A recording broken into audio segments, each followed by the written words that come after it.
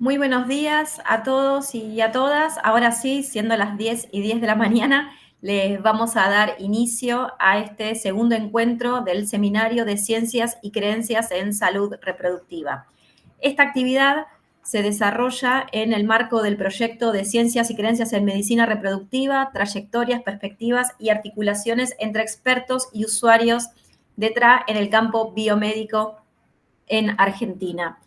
Como verán, esta actividad está siendo grabada, ya que luego va a ser subida a un canal de YouTube, donde también va a estar disponible el primer encuentro del seminario que tuvo lugar en agosto de este año, y también van a contar con tienen en ese canal, que después los vamos a socializar, los videos de las actividades que se desarrollaron en el proyecto de Ciencia y Catolicismo dirigido por la doctora Gabriela Irrazábal en el año 2021.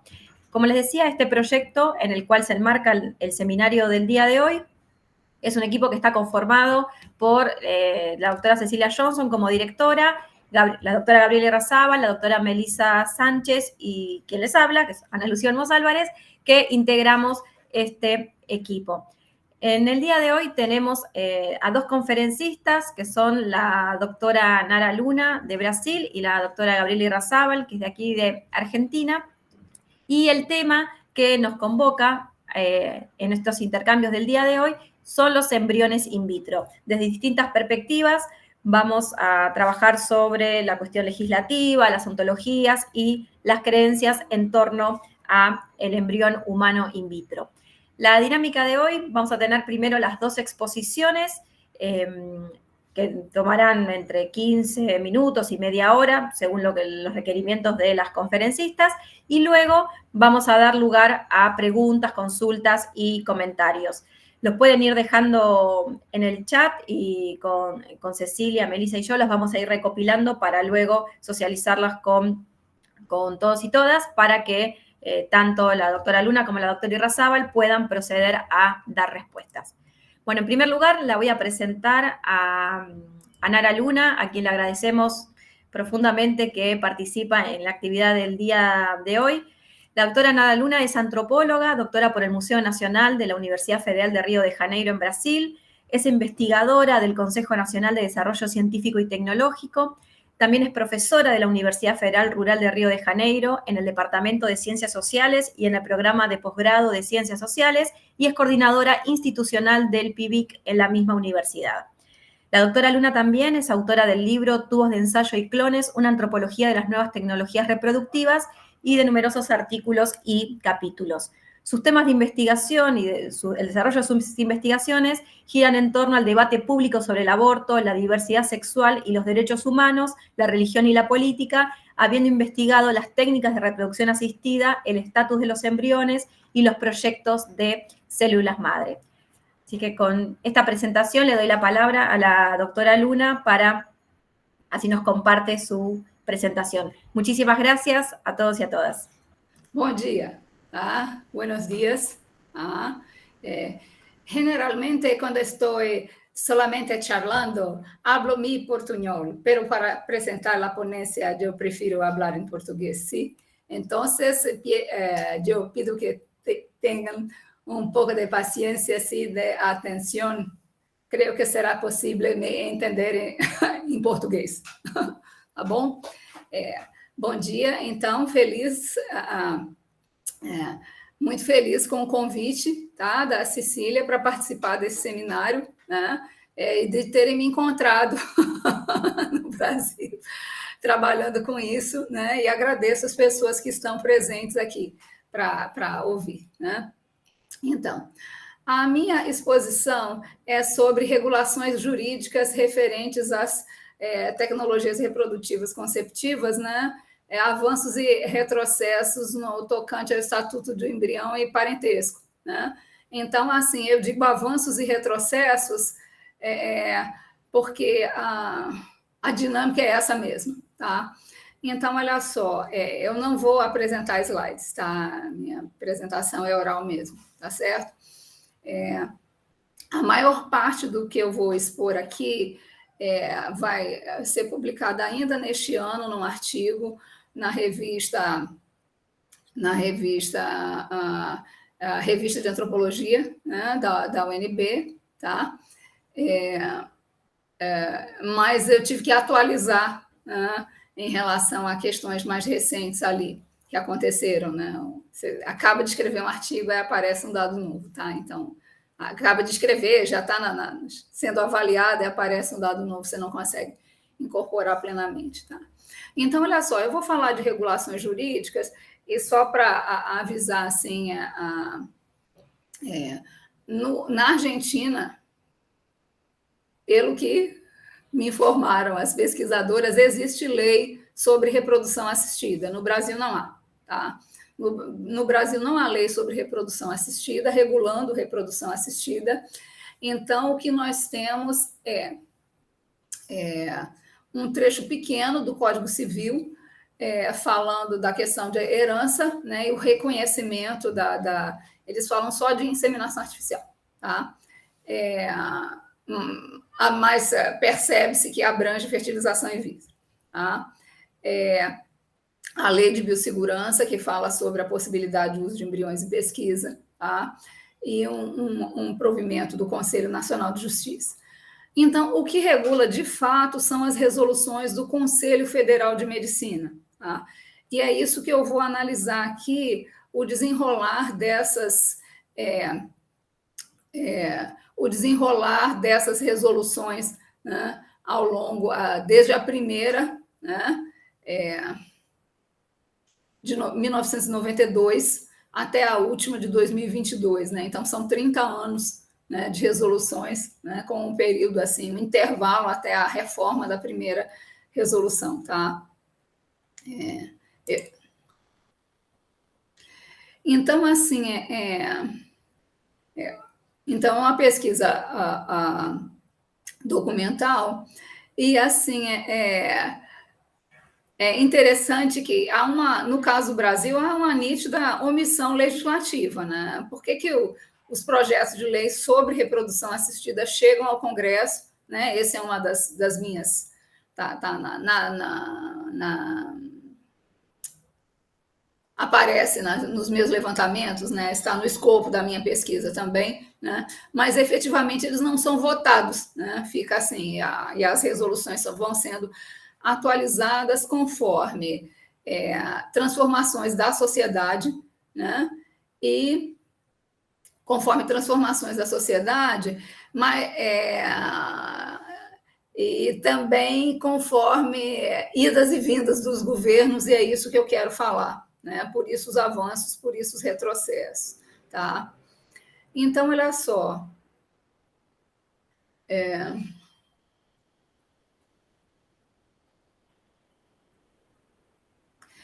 É interessante assim que na pesquisa, no início das pesquisas sobre reprodução assistida, sobre tecnologias reprodutivas conceptivas, o foco era muito em como fazer os bebês, né? As técnicas para fazer os bebês, técnicas para criar parentesco, né? Só que não basta fazer biologicamente os bebês, né? Você dá nome aos bebês, reconhece os bebês, quem são os pais desses bebês, se é que os bebês vão aparecer, tá? Então, assim, além das intervenções biomédicas, tem as inovações legais, tá? Que tentam dar conta das categorias de parentesco que vão sendo julgadas, vão sendo criadas, tá certo? Então, assim, a primeira resolução, que é de 1358/92, que foi a partir dessa, quando eu fiz a minha pesquisa de doutorado do Provestas e Clones, era essa a resolução que estava vigente. E ela ficou vigente de 92 até 2010, né? Então, ela demorou muito para ser reformada, tá? Alguns elementos dessa resolução ainda permanecem, tá? Não foram tocados, outros foram sendo transformados gradativamente, tá? Então, assim, a primeira resolução era um tanto rígida. A primeira resolução era um tanto rígida, no sentido de bastante dura no tocante aos embriões, né? A proteção dos embriões, não havia lei, né? específica acerca de pesquisa de embrião, de manipulação de embrião, isso só vai acontecer, a primeira lei vai ser aprovada em 2005, né? As outras leis eram mais genéricas, assim, não eram específicas, tá? E bastante restritiva também em relação às possibilidades de parentesco, né? É curioso que, por exemplo, a primeira resolução, ela contempla casais inférteis e mulheres solteiras, né? E eu lembro que a casais inférteis e mulheres solteiras já causou bastante polêmica, porque como assim, né? Dá acesso a mulheres solteiras, né? Mulheres sem companheiro, no caso, né? Acesso a essas técnicas, né? Naquela época, em 92, acharam muito avanço do Conselho Federal de Medicina considerar isso, né? Essa resolução, quando essa resolução é aprovada, né, isso vai ser regulamentado depois, muito depois, apenas no ano de 2002, quando tem o novo Código Civil. Tá? Então, 10 anos. Né? E o Código Civil vai falar da presunção dos filhos nascidos no casamento, né? Havidos por fecundação artificial homóloga, que é no juridiquês, né? Só com material genético do casal germinativo, né?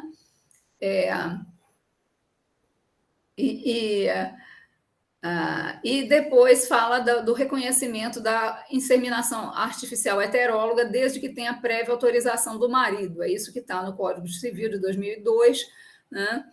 E é interessante que o Código Civil ele coloca uma inovação muito rara, né? Quase nenhum país faz isso, né? Que reconhecer os filhos nascidos de reprodução assistida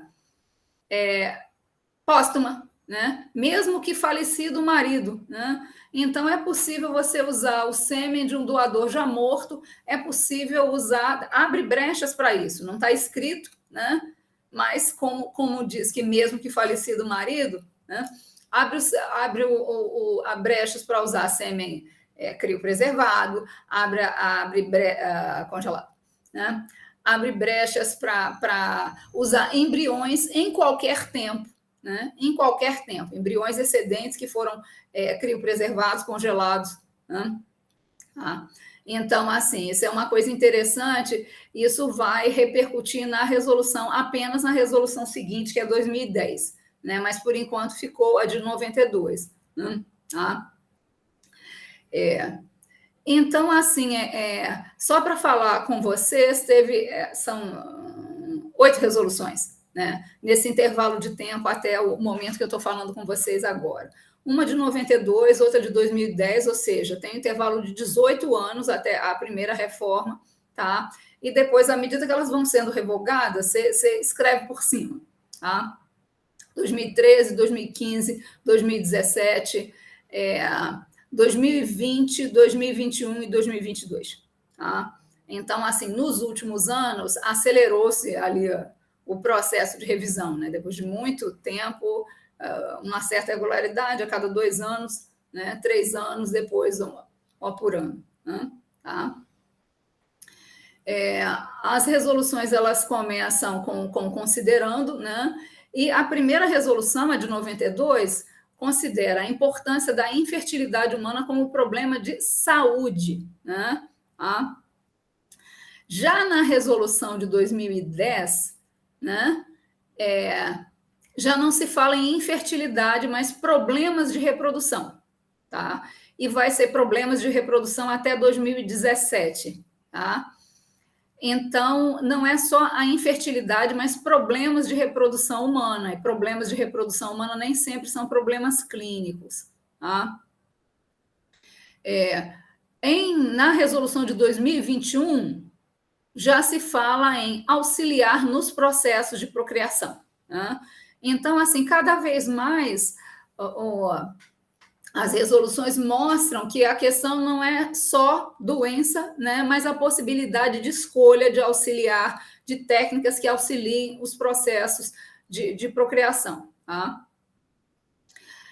Quando essa resolução foi aprovada, de 2010, ela abria a porta, né? Ela abria a possibilidade de que não fossem contemplados apenas casais heterossexuais, que é o primeiro grupo, né? Ou mulheres solteiras, né? Que é o grupo para qual as técnicas foram desenvolvidas, né?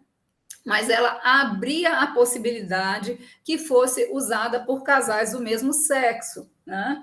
Digamos, o que era feito por algumas clínicas mais liberais ali, por debaixo do pano. Tá?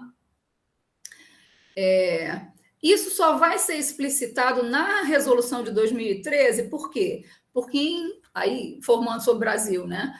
Em 2011, o Supremo Tribunal Federal aprovou a equiparação da união civil de casais, a palavra é homoafetivos, que eles usam no termo jurídico, né? A união estável, né? A união estável, concedendo os mesmos direitos e podendo depois ser equiparado ao casamento. Tá? Quando abre essa regulação jurídica, né? A partir da decisão da Suprema Corte, então é necessário rever a resolução, né, para explicitar que esses grupos tinham direito, né, direito ao acesso à reprodução assistida. Tá? Isso é uma coisa bem interessante, assim, porque o que acontecia? A lei que regulava a resolução, né, que regulava esse acesso, ela não trata só do acesso, né? Ela tem várias partes, né? Vai falar do acesso às técnicas, mas vai falar de usos específicos das técnicas, como o caso era chamada depois passou a ser chamada cessão temporária de útero, né? Popularmente a gente chama isso de barriga de aluguel, tá? No Brasil, mas gestação temporária, gestação substituta, né? Eles vão regular esse tipo de situação também. E é curioso que quando atualiza para a possibilidade de ser usada para casais do mesmo sexo, né, homoafetivos, a resolução dizia que só podia ser doadora temporária de útero, essa é a primeira designação. Só poderia ser doadora temporária de útero se tivesse parentesco com a mãe genética. Né? Então, esse tipo de coisa vai mudando. Né?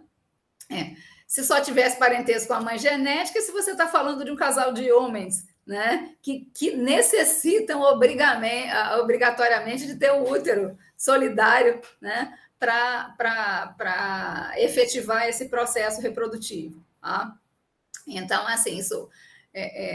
Então, quando tem. Isso é a resolução 2013, aí vem as resoluções de 2015 e 2017, que vão corrigindo. Eu estou falando primeiro das questões de parentesco, eu vou chegar aos embriões, que é um tema muito grato, assim, para mim, né, que eu tenho trabalhado ao longo dos anos. Tá?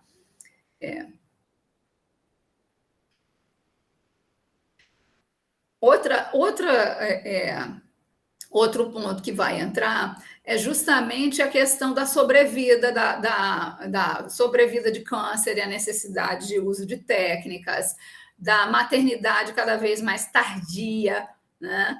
Assim, então eles vão atualizando, né?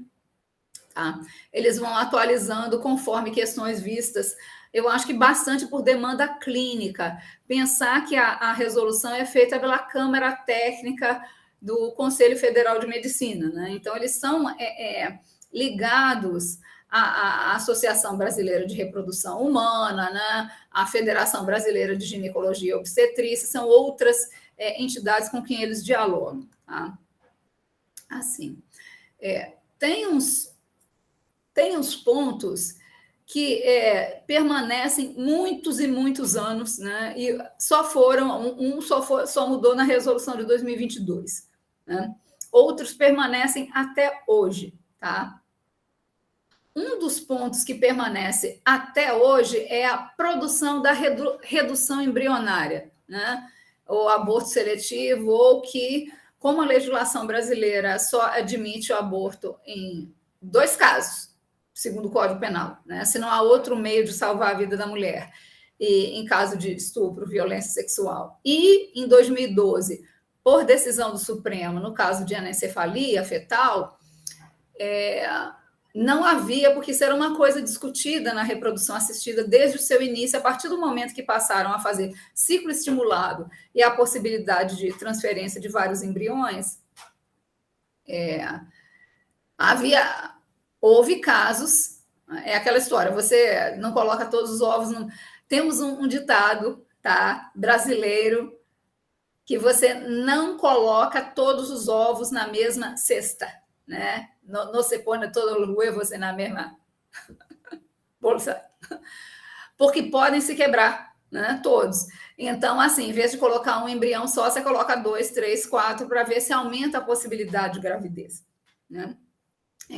E o que acontece é que, em alguns casos, havia essa implantação de 3 ou 4 embriões, que era considerado uma gravidez de altíssimo risco. Então, tinha um debate, né, da possibilidade de eliminar um ou para ficar no máximo 2 embriões implantados, sem ter o prejuízo do rendimento da técnica. Tá?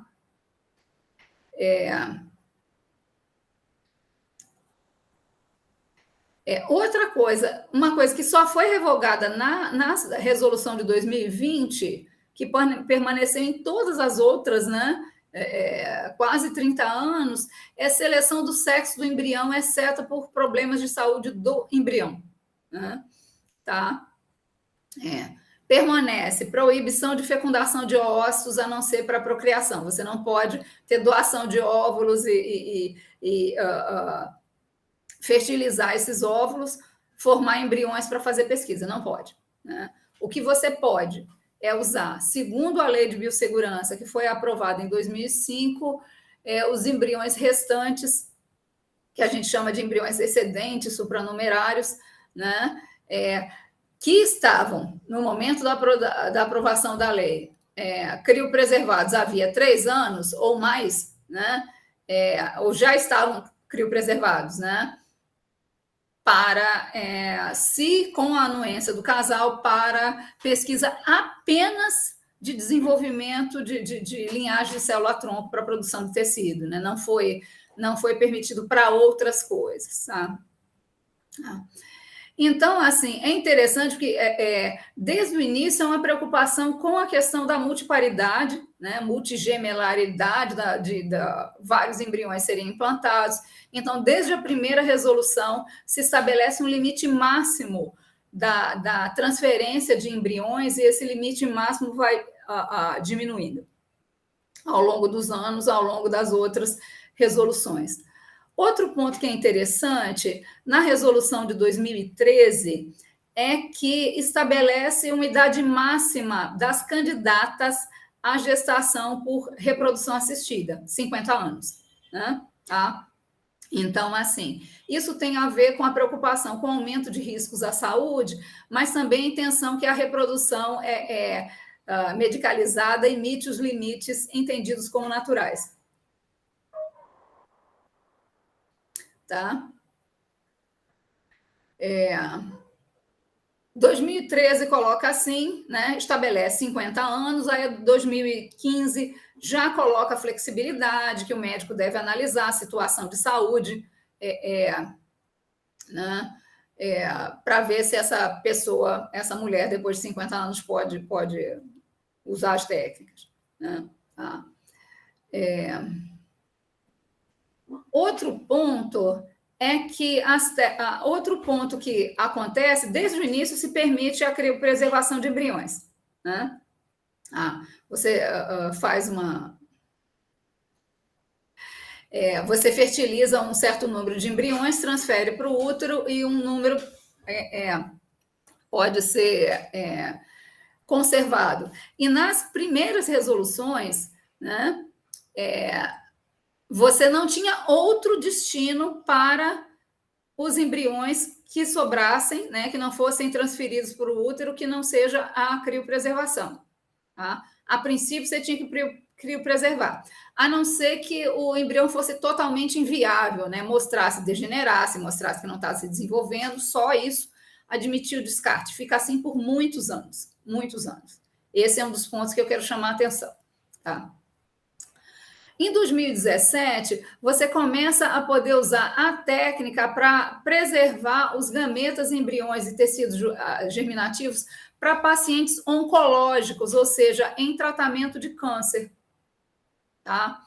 Então, assim, as pessoas, mulheres que adiam a reprodução e congelam parte do tecido do ovário, congelam embriões, a partir de 2010 melhorou a técnica de preservação, de vitrificação de gametas femininos, que era você conseguia congelar o sêmen, 90% de eficácia, embrião, 50% de eficácia, óvulos, zero, quase zero, né? Então, surge uma técnica de criopreservação, ela se estabelece, acho que por volta de 2010, que permite que os óvulos sejam congelados com segurança, vitrificados, né, para uso posterior. Tá? Então, assim, um outro ponto já falei da questão dos homoafetivos e pessoas solteiras, tá? Eles têm que atualizar essa questão no tocante à gestação, a cessão temporária de útero, tá? E eles começam a admitir uma coisa que era totalmente proibida, que era a gestação compartilhada, que é quando uma mulher financia o tratamento e a outra e recebe óvulos de outra, né? E elas compartilham, né? A princípio, quem cedia os óvulos tinha direito à maior parte dos óvulos, a doadora depois para de ter essa preferência, tá? Isso passa a ser válido para a transferência de óvulos para o útero da parceira, né? Uma técnica que já existia, embora não fosse reconhecida, chamada de roupa, né? Que era a reposição de óvulos da parceira, tá? Então, assim, recepção de óvulos da parceira, perdão, falei o nome errado, tá? É interessante porque isso assemelha, né, a reprodução feminina à reprodução masculina, tá? Continua proibido desde o início o caráter das transações com material reprodutivo. Você não pode vender óvulos, né?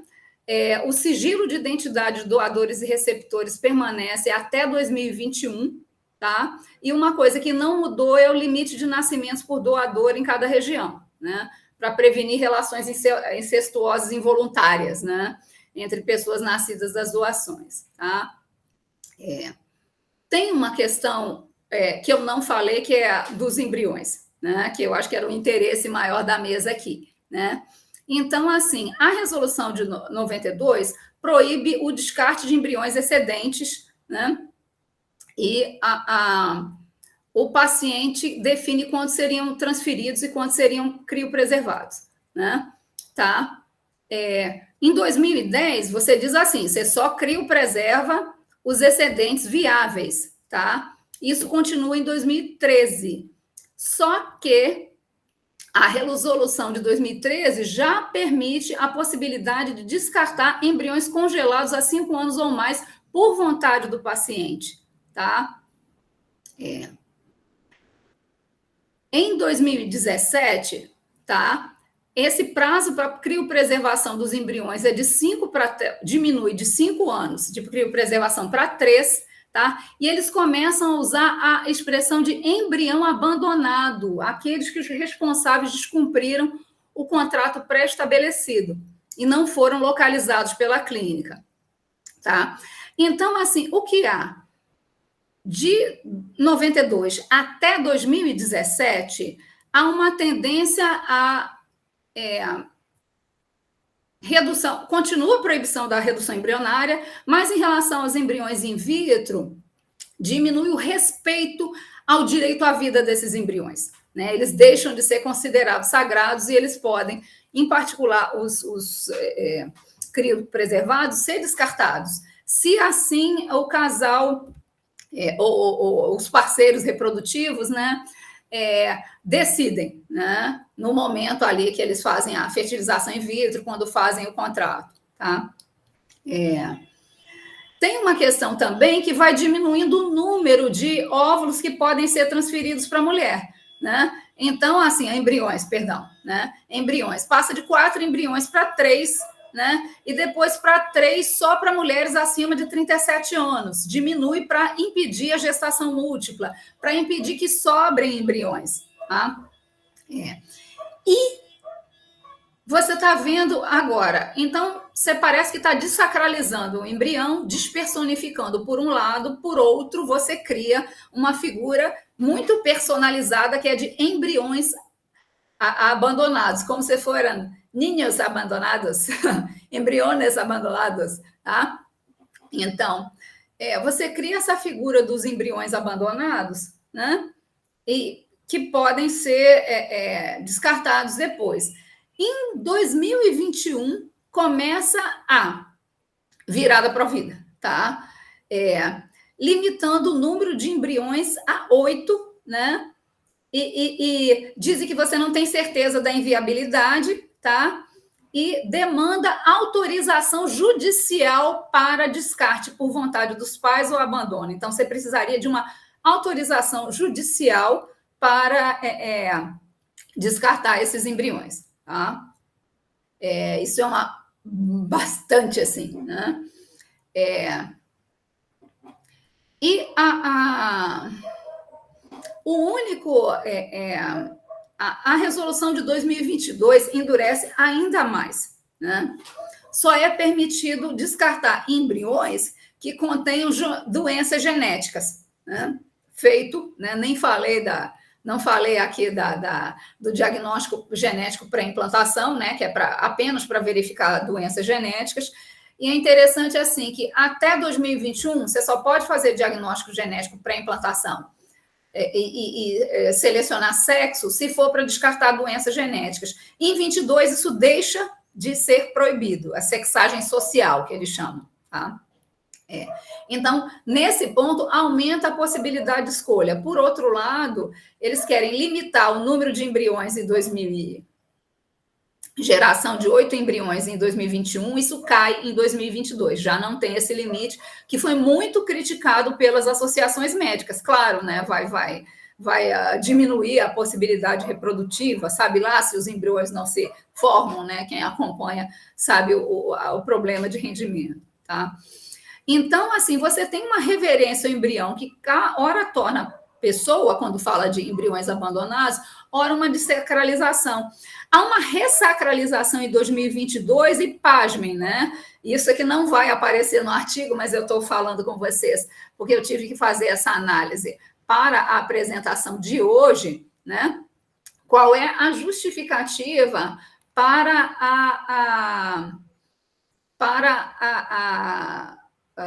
impedir descartar os embriões, né? É citado, né, no preâmbulo da resolução de 22, o Pacto de San José de Costa Rica, que é a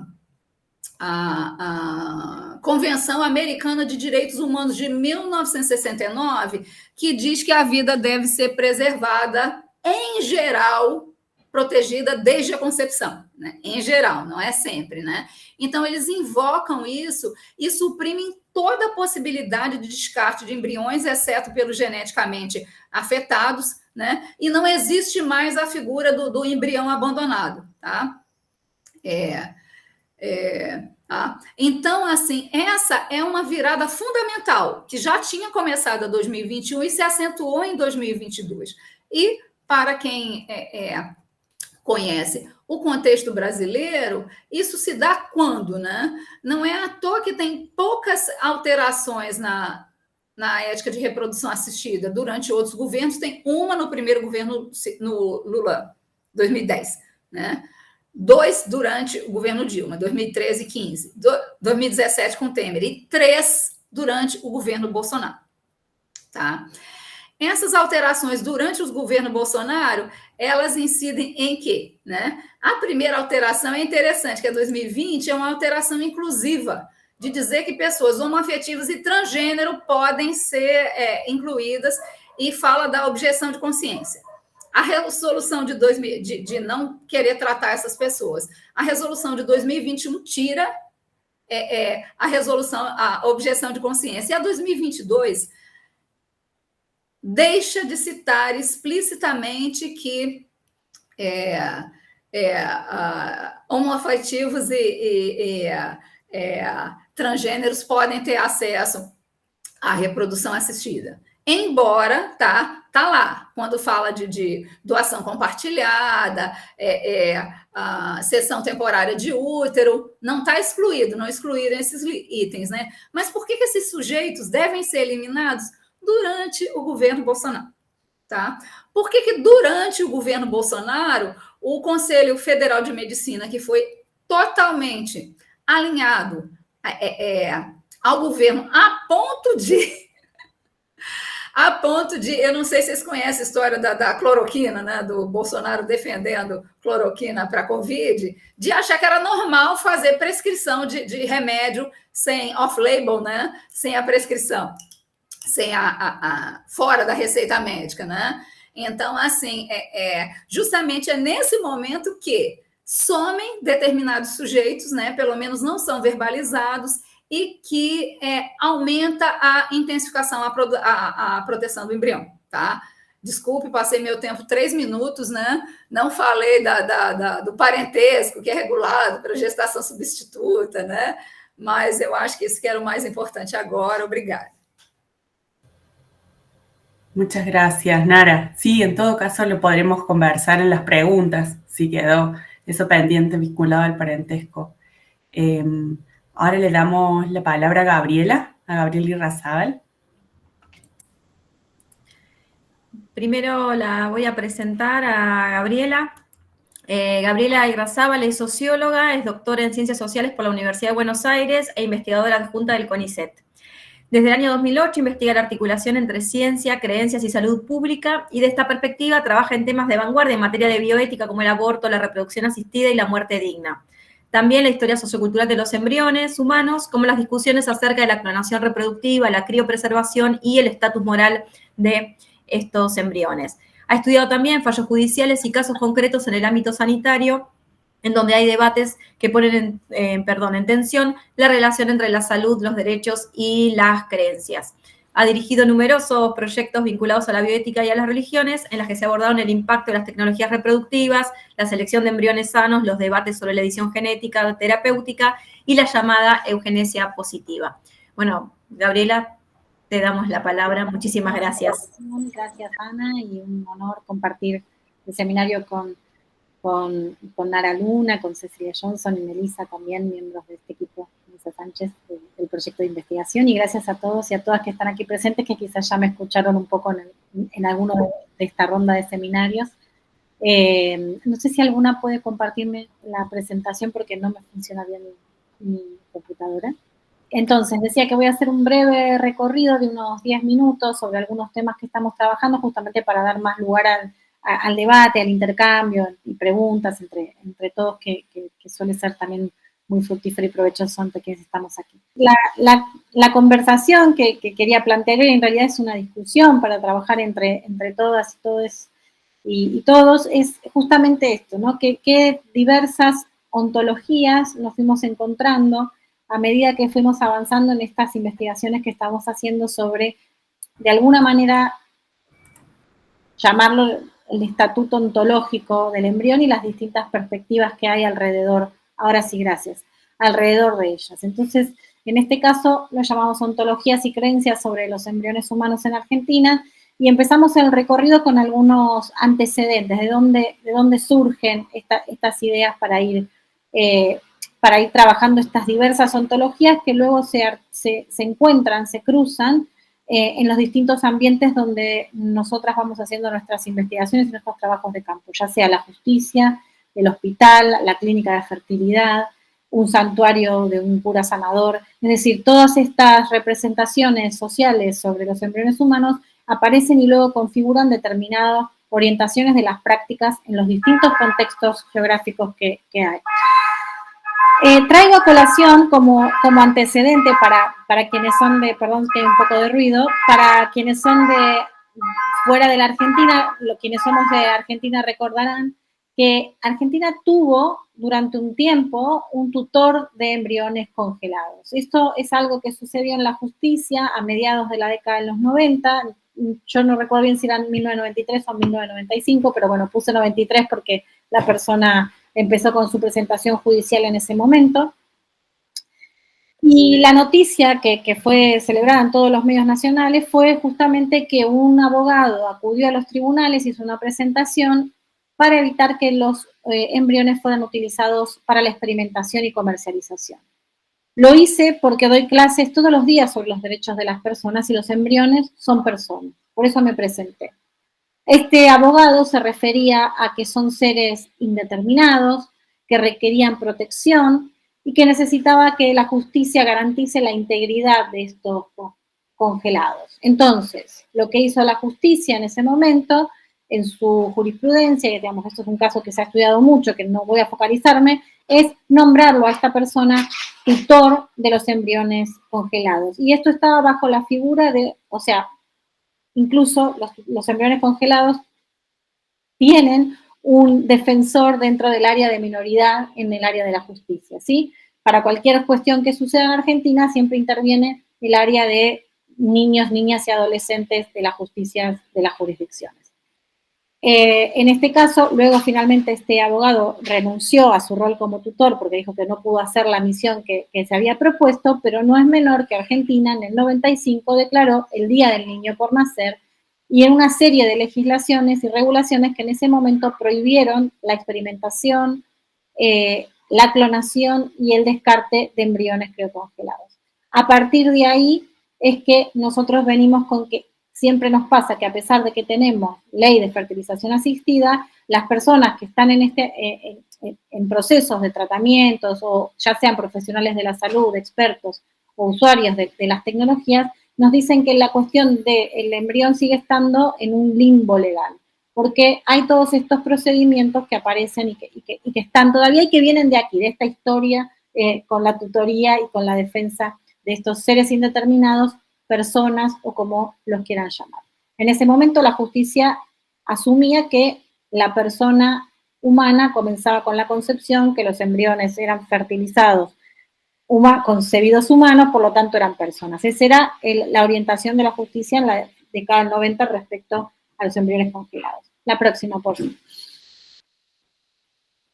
Otros antecedentes que tenemos de nuestras investigaciones son aquellas que empezamos a hacer sobre, quienes ya me conocen ya lo saben, sobre la noción del no nacido, sobre el duelo gestacional y sobre las mujeres que atravesaban estos procesos, ya sean por interrupciones voluntarias de embarazo, en aquel momento era todavía el que no estábamos en interrupción legal del embarazo, así que eran en muchos casos interrupciones clandestinas, pero sí encontrábamos, por ejemplo, que había mujeres que pasaban por interrupciones gestacionales, llamémoslas, naturales no son, pero bueno, llamémoslas interrupciones gestacionales sin voluntad explícita de realizarlas, y también encontrábamos distintas conceptualizaciones. Entonces, por ejemplo, en una de nuestras investigaciones, las mujeres describían los procesos de expulsiones de los fetos con misoprostol,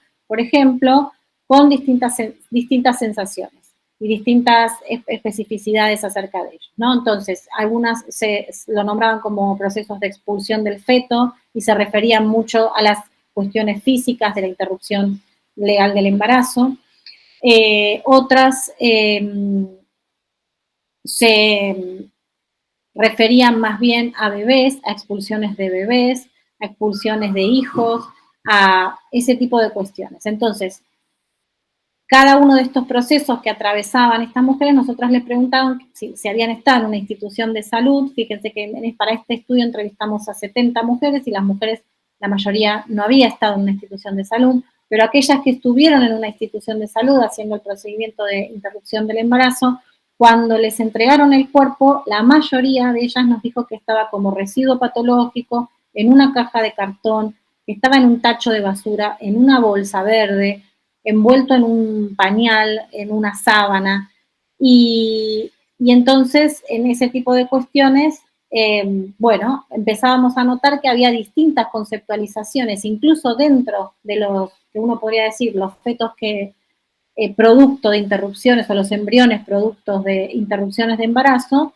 ahí también había distintas ontologías y conceptualizaciones dependiendo cómo había sido ese proceso, ¿no? El proceso de interrupción de la gestación.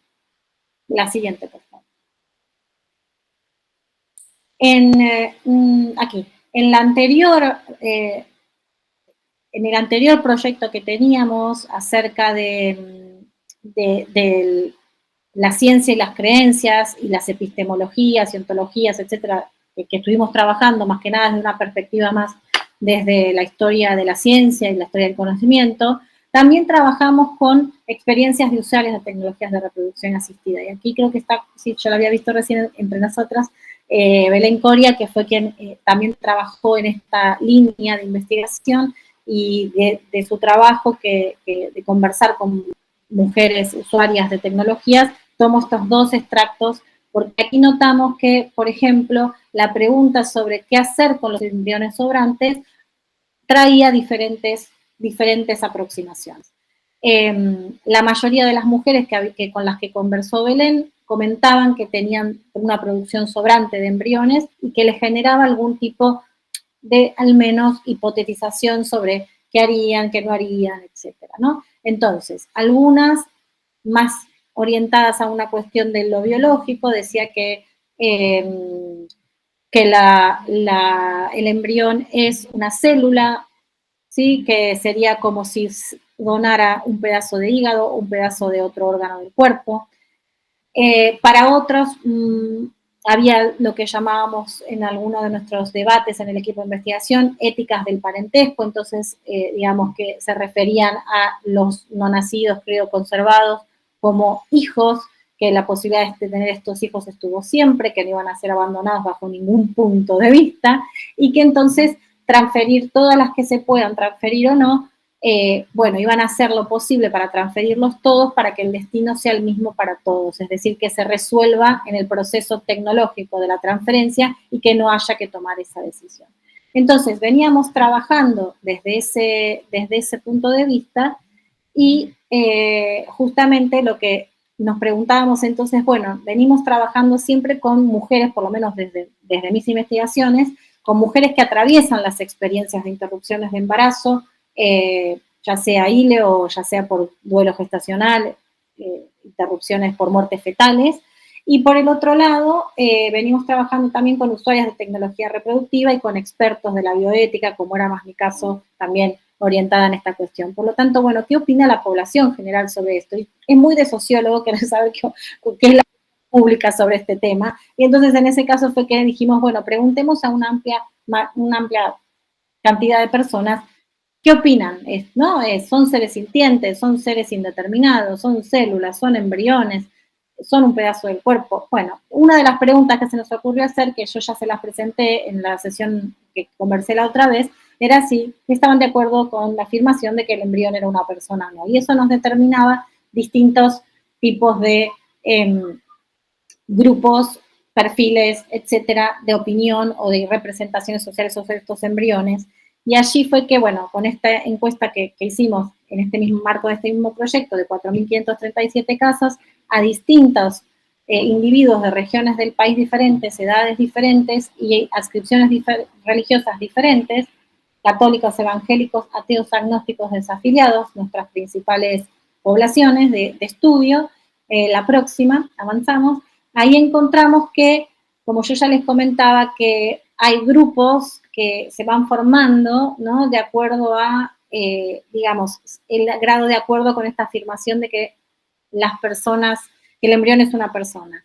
En estos grupos siempre encontramos mayormente personas adscritas al catolicismo o a las religiones evangélicas, pero por el otro lado encontramos algunos grupos de ateos y agnósticos que también se ubican dentro de esta cuestión. Entonces, Ahora les quería profundizar ya en estos datos que estábamos conversando, si avanzamos a la próxima. Y es justamente los ateos, los agnósticos y los sin religión, no es una cuestión mayoritaria. Nosotros tenemos una base de 700, como verán, en promedio, de personas que se declararon ateas, 700 que se declararon agnósticas y 700 que se declararon sin religión. Y hay una proporción de 1 de cada 10, podríamos decir, o un poquito más en el caso de los sin religión, que también se ubican dentro de estas ontologías de embriones como estatuto ontológico, en el sentido de que el embrión es una persona. Entonces estaríamos viendo que si bien claramente la religión tiene una incidencia en esta, no es necesariamente la única variable que incide en esta conceptualización sobre la religión. Pasamos a la siguiente, y ahí también encontramos que, por el otro lado, entre los católicos, casi 4 de cada 10 están en desacuerdo con que el embrión es una persona. Y por el lado de los evangélicos y evangélicas encontramos que, bueno, casi 2 de cada 10 están en desacuerdo con que el embrión es una persona. Por lo tanto, también notamos que hay diversidad y heterogeneidad en las conceptualizaciones ontológicas, incluso por adscripción religiosa.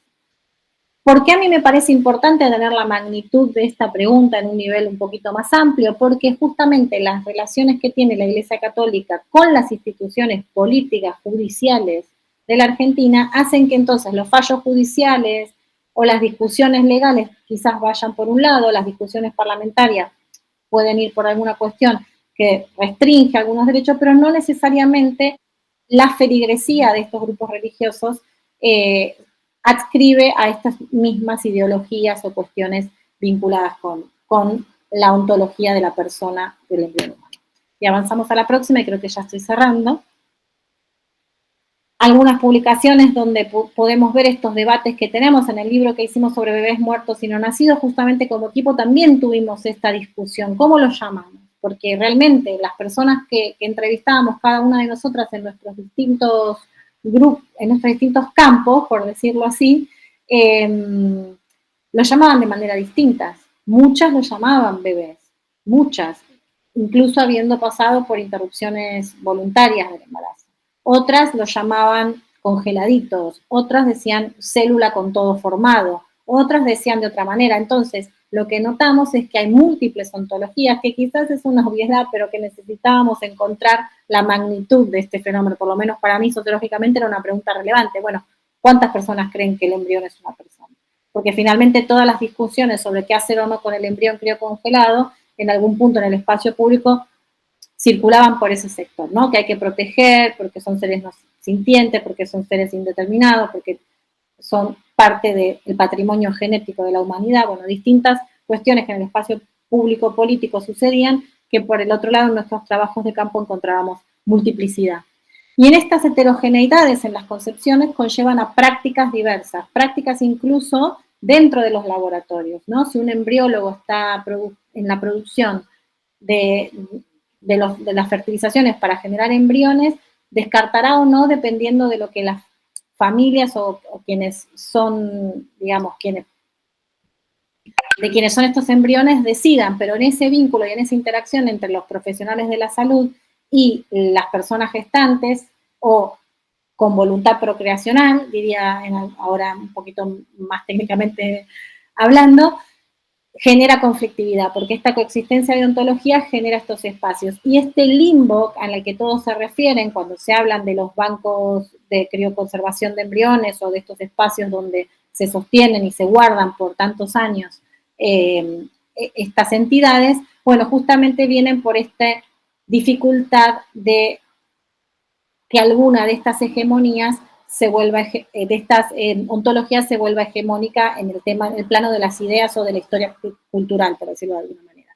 Entonces encontramos que en un hospital un mismo cuerpo, ¿sí? Un mismo cuerpo puede ser arrojado a la basura, en otro puede ser congelado, resguardado, o sea, para futuras relaciones filiales, y en otros lados puede ser considerado una persona, un hijo, etcétera, e incluso bueno, generar rituales de despedida y acompañamiento independientemente del tipo de técnica que que haya hecho que uno se encuentre con un cuerpo fetal y que tenga que interactuar con él. Bueno, eso era lo que quería traer, que eran más que nada para discusiones y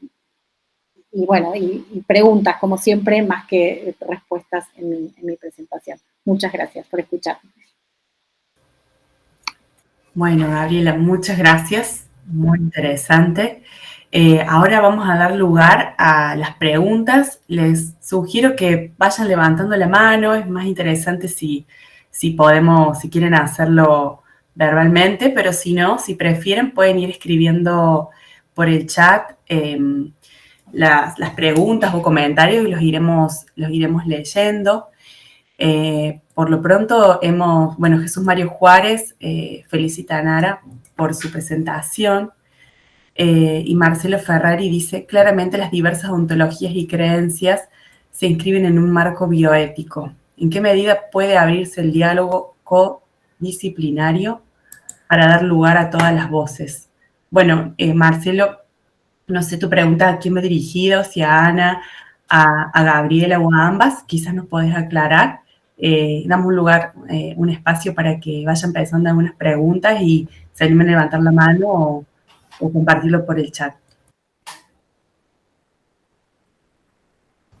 No sé, hago una pequeña aclaración es un comentario más bien. Creo que el campo de la bioética, cierto, ha crecido y se ha enriquecido grandemente, por lo menos en Latinoamérica. Hay aportes de distintas disciplinas. Yo provengo de la filosofía, bueno, generalmente he participado en esa condición cuando lo he hecho en estos, que Gabriela me ha invitado. Y digo, acá, ¿cierto? La filosofía en su momento hubo posiciones muy duras respecto, ¿no?, al tema del si el embrión es persona o no, y ahora creo que se abre un espacio para dar lugar a las distintas voces, ¿no? Porque nos encontramos, por ejemplo, cuento un caso concreto. Nosotros estamos teniendo en el instituto una carrera que es acompañante terapéutico, un técnico para acompañante terapéutico. Y allí aparecen personas que provienen de distintas creencias y cuestionan a veces, ¿no?, el tratamiento que se hace de la salud mental, ¿no? Entonces lo relacionaba un poco con eso, ¿no? Cómo la bioética nos da como un paraguas. Ahí la gente de Flaxo, creo que tienen allí una diplomatura, están trabajando mucho. Nosotros estamos leyendo a una profe, Paola Buedo, que ha trabajado últimamente, no sé si la conocen. Entonces, un poco más en un comentario, a ver cómo ves, Gabriela, vos, esta interdisciplinariedad. Le llamo codisciplina ahora porque la interdisciplinariedad es algo tan utópico, ¿no? Pero codisciplina me parece más posible, ¿no?, de cómo se trabajan con las distintas disciplinas. Quizás, Gabriela, querés contestar y después seguimos con la palabra. Le paso la palabra a Nara, porque me parece que lo bueno de que pensemos así la exposición de hoy es justamente trabajarlo desde todos los espacios. Nosotras somos de ciencias sociales, por lo tanto trabajamos interdisciplinariamente desde la antropología, el trabajo social, los estudios de género, la sociología, y entonces, bueno, trabajamos así y por eso este objeto de estudio en particular se nos apareció interdisciplinario de alguna manera, o codisciplinario, y por esos motivos estamos todas trabajando de esta forma y cuando nos juntamos para los seminarios de discusión planteamos este tipo de debates porque consideramos que es una buena manera de abordar un objeto de estudio que se nos aparecía en todos nuestros trabajos de campo, por lo menos, ¿no? Mi presentación es muy limitada y acotada a un recorrido de investigación, pero tenemos otras también para contar. A respeito da pergunta do Marcelo, né? Assim, o marco, as resoluções que eu analiso, né, elas são resoluções relacionadas à bioética, mas feitas por médicos, né, escritas por médicos, né? Assim, há um esforço de debate, quando a gente... É um objeto de pesquisa muito complexo, né? e há um esforço de debate ali com as outras disciplinas, né? Então, eu sou antropóloga, né? E eu tenho que ler bioética, tenho que ler direito, tenho que ter conhecimentos médicos e etc., para dar conta de fazer a análise desse objeto. O que eu acho, em relação à bioética, a minha questão seria a seguinte, né? Se pensa que muitos acham que a bioética deve ser a única coisa a reger, né? O único campo de saber a reger, né? Existe o campo da bioética, existe o campo do biodireito também, né? Aí vem as ciências sociais, a antropologia, a sociologia, tentar averiguar, né? Qual tem sido a recepção na sociedade para esse tipo de pensamento. Eu acho que o trabalho que a Gabriela mostrou agora foi excelente nesse sentido, assim, né? De mostrar, olha, a pessoa faz, cada qual tem crenças diferentes. Então, assim, se a bioética pensa no dever ser, no normativo, nos direitos, assim, é importante agregar, além disso, né, esses outros pensamentos, saberes, conhecimentos das experiências, as experiências das pessoas que estão participando ali, buscando a reprodução assistida, né, e uma compreensão da sociedade sobre isso, tá? Gracias, Nara. Lucía Ariza tenía una pregunta, quizás un comentario. Hola, ¿cómo están? Buenos días. Bueno, muchas gracias por las exposiciones, siempre es un placer escucharlas. Me encantó lo que presentaron, tanto Nara como Gabriela, y tenía una pregunta cortita para cada una. A Nara le quería preguntar, no sé si te entendí bien. ¿Cómo estás, Nara? Tantos años. Te quería preguntar, ¿por qué decías que, creo que el año era 2021, creo por ahí, que al mismo tiempo que había habido una desacralización del embrión en la legislación, había habido una resacralización, como por otro lado, ¿no? Porque en lo que vos presentabas me daba la sensación, sí, efectivamente, de que había habido una repersonalización, o sea, que el embrión había sido entendido ontológicamente otra vez como persona, pero pienso que eso no es necesariamente una resacralización del embrión. Es verdad que la noción de persona en Occidente y ligada a diversas religiones occidentales puede estar asociada a una dimensión sagrada, digamos, pero no necesariamente tiene que ser así. También puede haber, y de hecho hay muchas nociones seculares de persona y jurídicas de persona no sagradas. Entonces, ¿por qué la repersonalización del embrión la entendés como una resacralización? No entendí ese paso. Y para Gaby, la pregunta que tenía era muy cortita, si esta noción del embrión como, creo que ser era la palabra, indeterminado, me llamó la atención el adjetivo indeterminado y quería preguntar si eso era un término nativo o si eso era una categoría que ustedes habían puesto para captar una serie de otros tipos de nominaciones y de entendimientos ontológicos, porque indeterminado me suena muy filosófico, pero capaz existe así a nivel silvestre también, digamos. Pero bueno, me interesaba eso. Y bueno, muchas gracias de vuelta a ambas.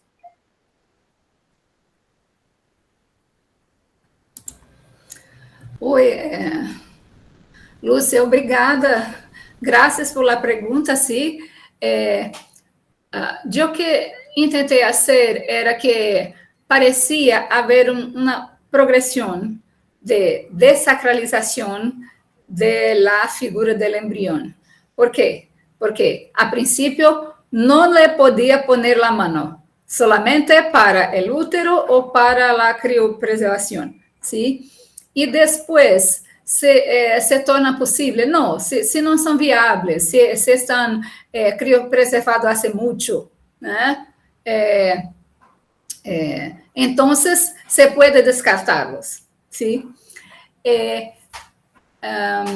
Ao mesmo tempo, eu creio que um exemplo da personalização, que não é sacralização, talvez seja de los embriones abandonados, sim? Quando se los considerara solamente material biológico inerte, não seriam pessoas, né? Não seriam pessoas, porque não se abandona.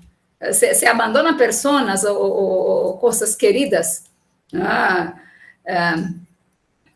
algo de valor. Se fuera, não, material biológico para pesquisa, não é considerado assim.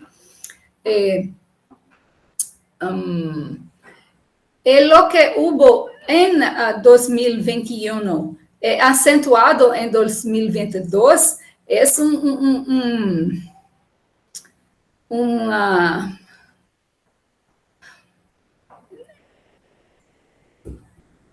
me falta a palavra assim em português, mas quando se faz, está andando no caminho, se hace assim. Não é solamente volver, mas há uma virada, um cambio. Un retroceso. Más que retroceso, porque como os carros hacen assim, cavalo de pau, se diz Un vuelco. Un vuelco. Un punto de viraje, dice. Claro. ¿Sí? Una Entonces, vuelta en... lo que hubo había un proceso gradativo de desacralización. Los embriones no eran más tan respetados, tan valorizados. Era posible descartarlos, ¿sí? Primero se puede descartar, pero con autorización judicial, ¿eh? Como si fueran personas, ¿sí? Eso en 2021. Después, en 2022, se invoca la Convención Latinoamericana de Derechos Humanos, el Pacto de San José de Costa Rica. Ni solamente se invoca, no se dice cuál artículo. Este Pacto de San José de Costa Rica es para tratar de situaciones de personas condenadas a la muerte. No es criado para pensar en embriones, pero se piensa aquí, un articulito aquí, la vida debe ser preservada en general desde la concepción, para decir, no se puede tocar el embrión, es sagrado, ¿sí? Es sagrado, entonces, como yo decía antes, el Consejo Federal de Medicina en Brasil fue alineado todo el tiempo con el gobierno Bolsonaro, que no era un gobierno que prezaba por los derechos de las mujeres, no hay derechos reproductivos, las demandas de la sociedad son mimimi. Hablaba mimimi como lloro de niño, ¿sí? Así, no lo levaba, no es verdad, no existe. Entonces, no es acaso que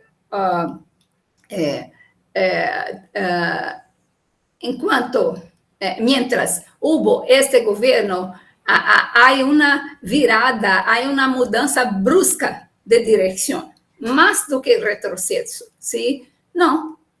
Pacto de San José de Costa Rica, no se les toca los embriones.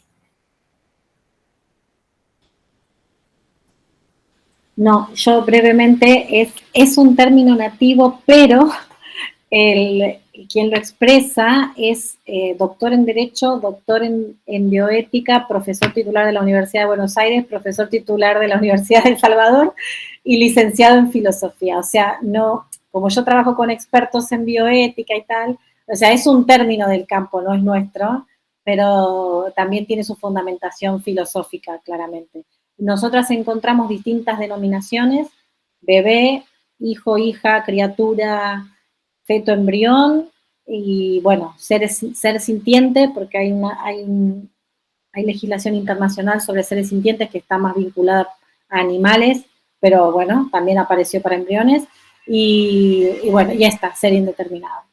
Pero o sea, salen todas, de cuando uno conversa, incluso en una misma persona pueden salir las distintas palabras en la denominación, depende de lo que uno le esté preguntando. Y yo lamentablemente me voy a tener que ir, que tengo que salir a buscar a mis hijos al colegio, pero bueno, disculpen que me acaban de llamar y tengo que salir, así que les pido disculpas, me voy a desconectar. Bueno, un saludo. Muchas gracias, Gabriela. Súper interesante. En todo caso, si quedan preguntas para ella, les dejamos, tiene su correo de contacto y podemos acercárselas también. Y esta charla va a quedar también grabada, así que, bueno, también podemos seguir conversando. Muchas gracias. Marcelo aquí comentaba en el chat que tal vez el problema de la inconmensurabilidad entre las posturas, es decir, cuando los términos utilizados aluden a diferentes significados. Yo no sé si existe otra pregunta, si no, yo también tengo una consulta para Nara, pero bueno, prefiero dar la palabra a otras personas, si es que hay algún comentario, alguna duda. Si no, mientras tanto, me gustaría consultarte, Nara, si podés ampliar, recién algo me fuiste aclarando en relación a quiénes son los actores en el campo de Brasil, y pienso en los actores más vinculados a los conservadurismos o los neoconservadurismos, pienso también, o no, escuchándote hablar del gobierno de Bolsonaro, ¿no? Y de los derechos sexuales. ¿Quiénes son estos actores que están involucrados en la formación de estas nuevas regulaciones que vos identificas como un viraje muy grande, una vuelta atrás en relación a los derechos sexuales, reproductivos y no reproductivos?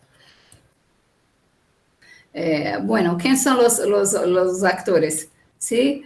En Brasil, cuando yo hablo avances y retrocesos, ¿sí? En mi ponencia, ¿sí? Yo quería decir que hubo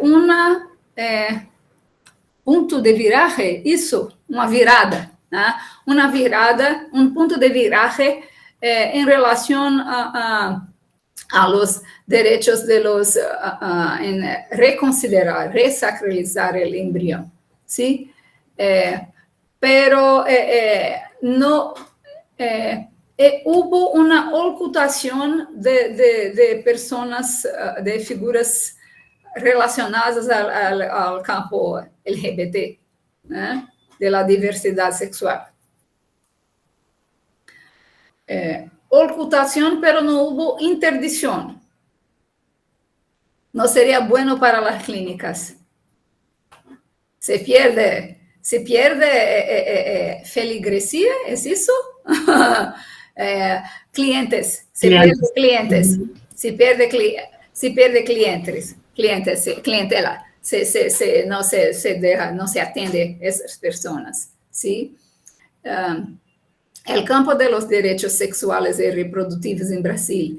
Es interesante que el campo de la reproducción asistida es casi tomado por médicos, personas ligadas al Consejo Federal de Medicina, los diputados parlamentares que escriben proyectos relacionados a eso, en general son ligados al segmento médico.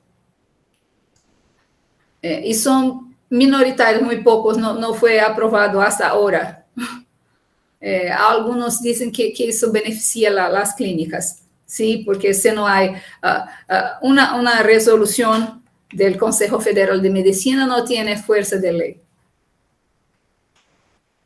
Entonces, puedes acatar, pero puedes no acatar. En Brasil, lo que dice más amplio, lo que dice respecto a los derechos sexuales y reproductivos. Mi pesquisa mayor es en Congreso Nacional, en la Suprema Corte de Brasil, Supremo Tribunal Federal. Entonces, en Congreso Nacional, nosotros vimos un gran activismo conservador principalmente por parte de parlamentares religiosos, y los más involucrados en Brasil son los evangélicos, ¿sí? Pero hay una preferencia. Los evangélicos están más preocupados contra la diversidad sexual, y los católicos más preocupados con los derechos fetales, con ese estatuto do nascituro,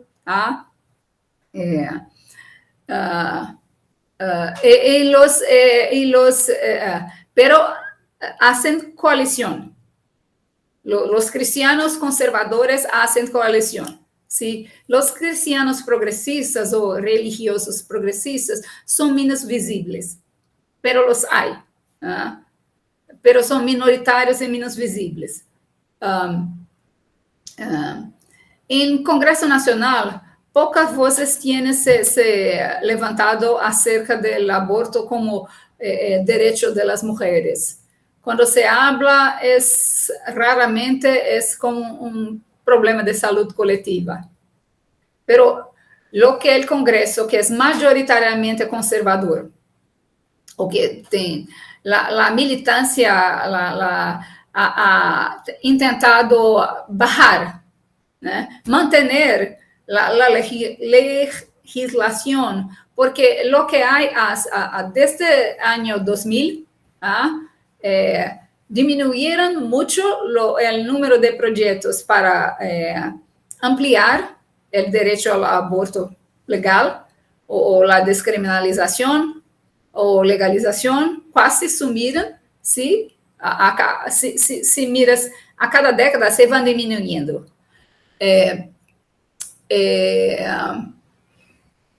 Y aumentaron los proyectos que intentan aumentar las penalidades para aborto o suprimir las modalidades legales o suprimir la decisión del Supremo Tribunal Federal acerca de anencefalia, aborto, que é antecipação terapêutica de parto em caso de anencefalia. ¿Sí?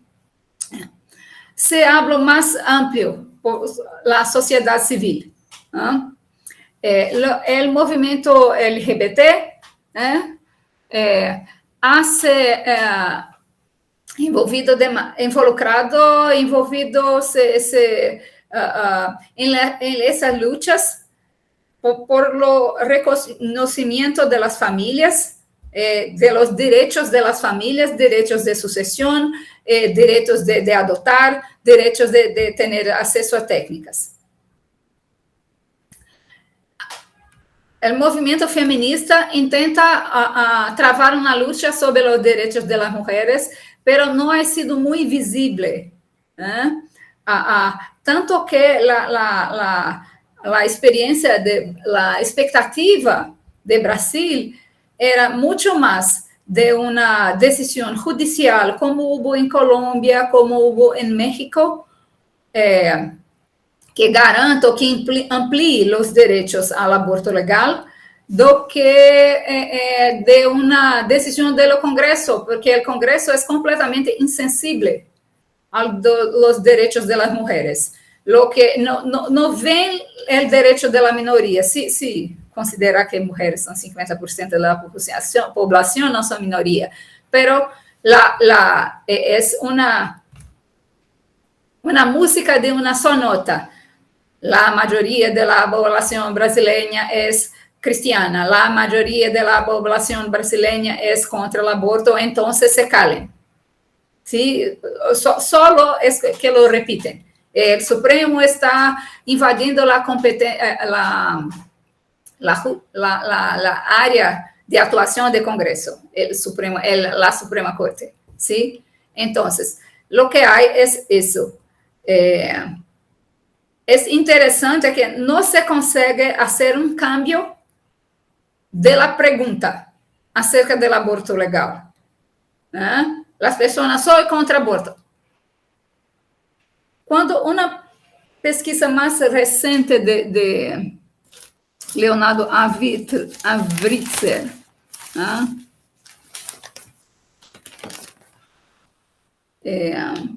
A cara da democracia, esse é o nome da pesquisa, é um cientista político que hizo em la UFMG, a Universidade Federal de Minas Gerais, tá? Aponta que quase 80% se diz contra o aborto. Pero quando se pergunta se a mulher, a equipe médica que hace o aborto deve ser presa e processada, então diminui. Mais de 50%, pero não tanto, ¿sí? Então, assim, não se consegue cambiar a pergunta, né? Quando as pessoas dizem, há uma expressão em futebol, né? Que diz ganhar no tapetão, né? Quando se ganha por conta de manobras judiciais. Sí, entonces, no, hay que hacer debate en Congreso, hacer grupos en Congreso de debate para discutir el aborto legal. Se hace todo lo contra el aborto legal. Se hace un poquito a favor del aborto legal. ¿Sí? No se cambia, es un diálogo de personas surdas. ¿Sí? Entonces, hay movimientos de la sociedad civil. Yo hablé que en el Congreso, los religiosos, marcadamente los evangélicos, pero algunos católicos, con incluso mujeres católicas e evangélicas, mucho contra los derechos de las mujeres, ¿sí? En la sociedad civil más amplia, la Iglesia Católica es el factor más influyente, que tiene siempre que ser consultada cuando se habla de esas cuestiones relacionadas a reproducción. Muchas gracias, Nara. Qué interesante. Claro, hay diferencias en la manera, en las estrategias que se van dando en los distintos países de la región. De acuerdo, te escucho. Claro, la vía judicial probablemente, y de acuerdo a los últimos acontecimientos también creo, ¿no? En Brasil está siendo la vía más factible para algunos derechos. No sé si hay alguna otra pregunta para Nara, si alguien se anima a hacer algún aporte. Espero que tengan comprendido mi portuñol o mi portugués. Sí, se comprende. Vamos afinando el oído, espero que nos hayamos entendido mutuamente. De todos modos, esto quedó grabado, así que probablemente después le vamos a estar difundiendo el link de estas webinars que hemos estado desarrollando en el marco del proyecto.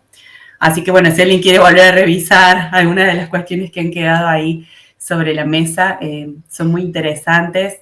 Es muy interesante también poder comparar, ¿no? Cómo también para nosotros aprender de la experiencia en Brasil, donde tenemos algunas cuestiones en común, ¿no? En desarrollo, y otras no, y otras muy distintas, que tienen que ver también con ciertas matrices culturales, religiosas y sociales, ¿no?